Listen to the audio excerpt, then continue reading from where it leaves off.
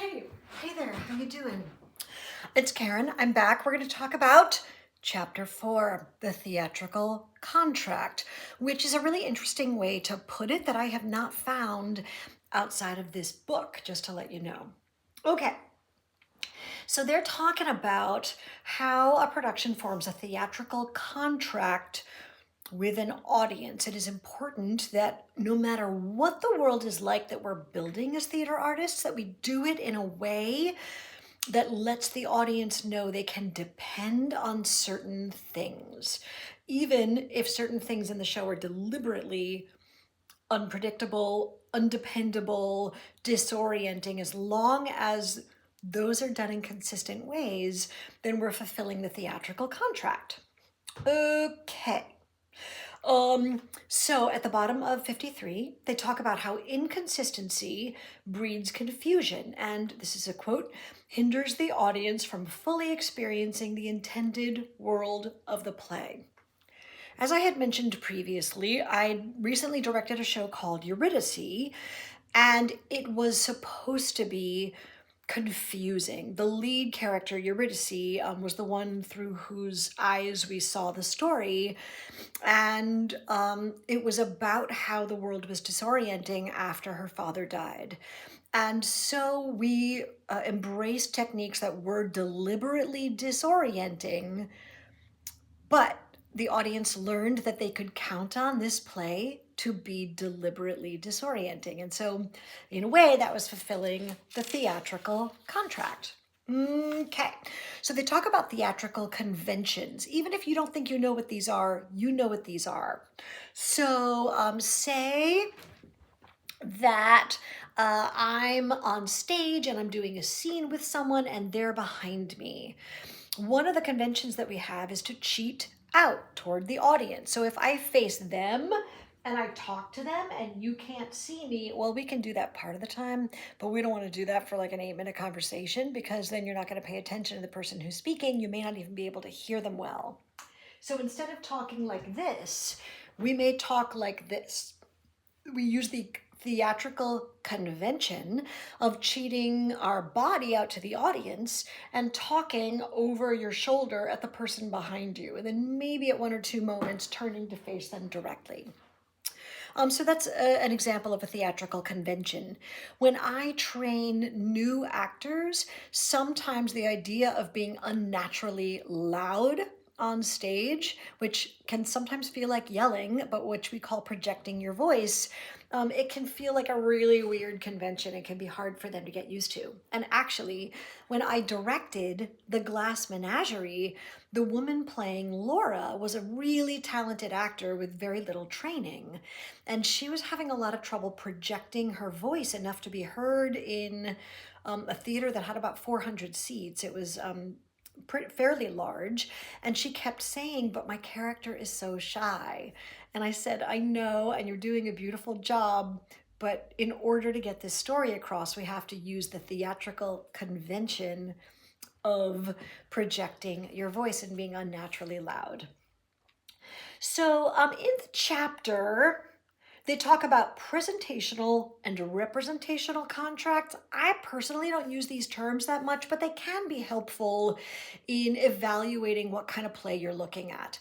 I find that so often, as they say, a play will have elements of both, that to decide something is one or the other isn't necessarily helpful, but it can be helpful to recognize this part of the play is representational, this part of the play is presentational. So think about that as you proceed. Now, another thing that they say that I think is really interesting and I want to talk about with you is when they talk about, this is in the middle of 54, realistic and non-realistic contracts. So we talked in a previous chapter about how we create our world with language, right? With Aristotle, language is one of those 6 elements that the playwright uses to create the world of the play. Different characters in the play will use language in different ways.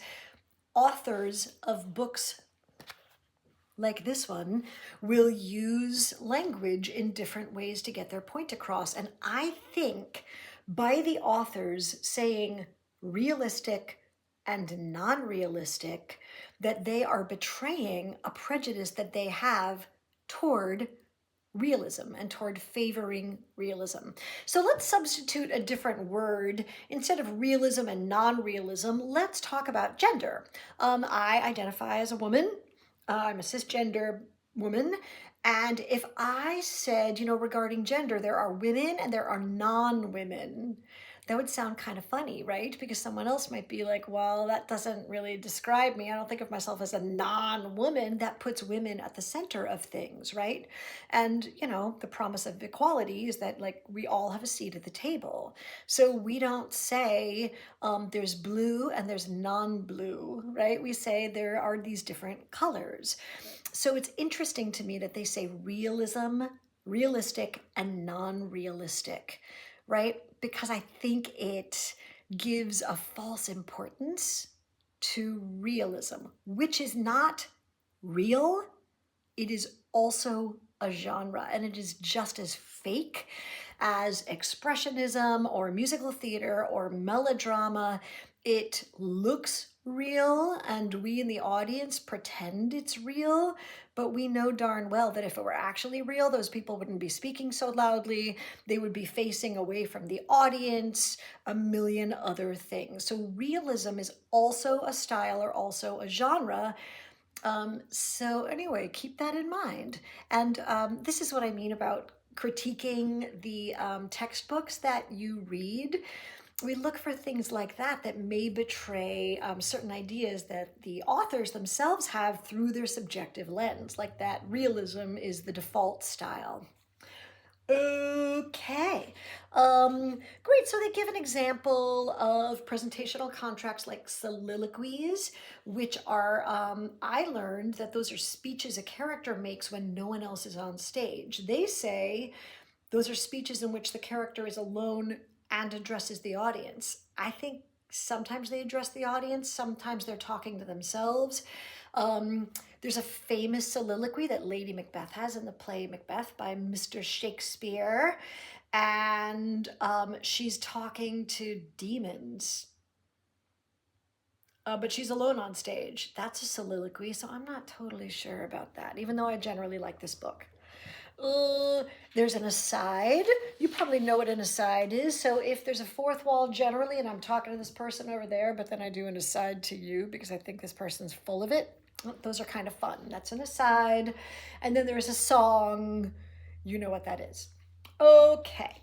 And then representational contracts, and that's what they call realism. When there's a fourth wall, the actors pretend the camera's not right there. They pretend the audience isn't there.